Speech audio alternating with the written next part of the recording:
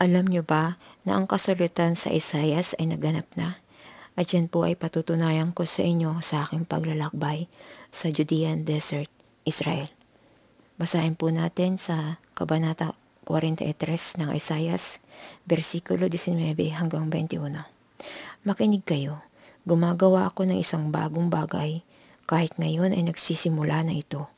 Hindi mo ba ito nakikita? Gagawa ako ng daan sa ilang at ng mga ilog sa disyerto. Pararangalan ako ng mga hayop sa parang, ng mga tsakal at mga avestrus, dahil nagbibigay ako ng tubig sa ilang, ng mga ilog sa disyerto, para inumin ang aking bayan na pinili ko, ang bayan na nilikha ko para sa aking sarili, para maghayag ng papuri sa akin. Purihin ang Panginoon.